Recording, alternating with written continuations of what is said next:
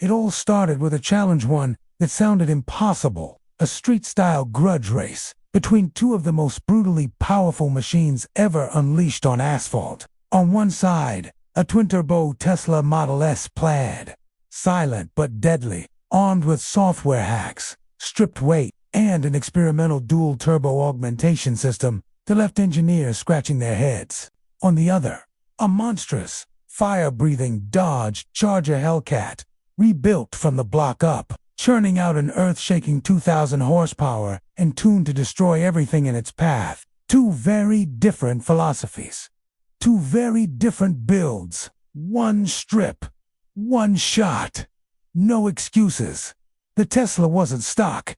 Not even close. It was owned by a software engineer named Luca, who spent most of his professional life writing code for autonomous vehicles. But at night, Luca raced. And not just casually, he was obsessed with squeezing performance from places no one thought possible. He had taken his Plaid, already known for ludicrous acceleration, and gone where very few dared. Working with a fringe team of EV hackers, he had reprogrammed the torque delivery curve, unlocked secret performance parameters buried in the firmware, and then did the unthinkable. He added forced induction. You read that, right? Twin turbos on a Tesla. Not for airflow, but for thermal regulation and pressure modulation in an aftermarket supercooling system that worked alongside a custom inverter sync unit. The result, instant torque became scary torque. The acceleration, already near V-lit, now felt like time travel in a boxy black blur. Lightweight carbon panels replaced stock, but the seats were gone, replaced by a single racing bucket. It didn't hum anymore. It hissed, whined, and screamed in frequencies you didn't expect from an EV. And it moved like a demon. Then there was the Hellcat, driven by big mixed drag racer turned out low builder from Atlanta. His build was legendary. The base was a Dodge Hellcat Red Eye. But calling it that was like calling a rocket ship an airplane. The stock supercharger was gone. In its place, a monstrous 4.5 L Whipple twin-screw unit, fed by dual injectors per cylinder. The internals were forged, the block reinforced with billet mains. Every bolt-on was maxed out. Then came the nitrous. Yeah, she stacked a triple-stage nitrous system on top of the boost, because one 200 HP just wasn't enough. Tuned on methanol and E85 blend, the dyno chart read 2034 horsepower rear-wheel drive. Straight violence. The event was set up privately, no sponsors, no official rules. Just an abandoned airstrip in Texas. To flagmen and a crowd of gearheads who knew they were about to witness something legendary. Word had gotten around. People flew in. YouTubers, car bloggers, even a few engineers from rival EV startups came just to watch.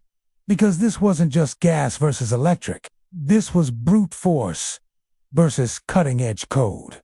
Muscle versus silence. The old world versus the future. They lined up just past sunset, under a blood-red sky. The Hellcat rumbled like a beast, shaking the tarmac, exhaust flames dancing in the shadows. Luca sat still, hands light on the wheel. Big Mike revved the Hellcat like it was summoning thunder. You could smell race fuel, feel the vibration through your chest. The crowd fell silent, phones out, eyes locked. This was it. 3, 2, 1. Launch. The Hellcat exploded off the line, tires screaming, smoke blasting out as the rear tried to claw for grip. It was raw fury, pure V8 madness.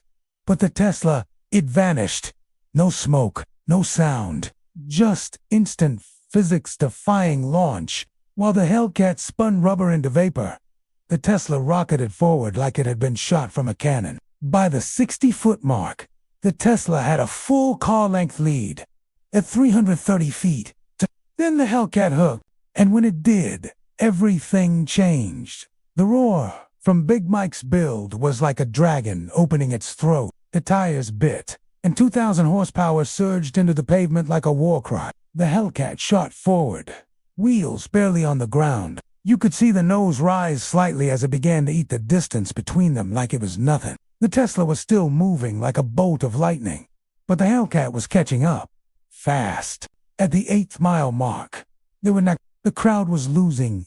It's shouting, screaming, some filming, others just staring in disbelief.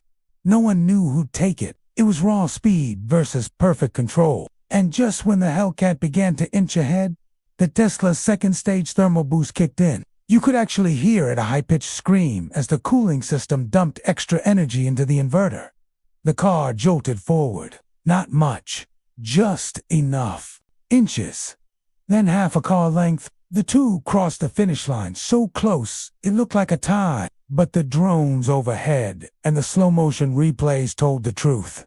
The Tesla won. By less than 1/10 of a second, Big Mike jumped out of the Hellcat laughing like a maniac. He walked over to Luca, clapped him on the back, and said, "I've never lost to a ghost before." Damn thing didn't even make noise. Luca just smiled, said respect, and the two shook hands. It wasn't about the money or the bragging rights. It was about the machines, about how far technology, creativity, and raw determination could push the limits of speed. What made this race unforgettable wasn't just who won it, was how it happened. The Tesla had no gears, no shifting, no traction loss, just instantaneous torque, applied perfectly. The Hellcat, on the other hand, had to battle for grip, manage traction, and time. Its boost and nitrous delivery with surgical precision. It showed that while EVs may have the edge in initial acceleration and control, the raw thrill of internal combustion still lives. And when done right, it can be terrifyingly fast. In the aftermath, the footage went nuclear. Overnight, every major car channel picked it up. EV fans claimed it was the dawn of electric dominance. Muscle car loyalists argued the Hellcat had more drama, more heart, more soul. Some called it a fluke, others called it a warning, but no one could deny what they saw. Two titans going head-to-head and delivering one of the wildest drag races in recent memory. Rumors swirl about a tritable prototype that uses kinetic charge dump systems. Big Mike, he's already rebuilding, said he's aiming for 2,500 horsepower next run. And maybe, just maybe, AWD. But the real win here was for the culture. The race wasn't just electric versus gas.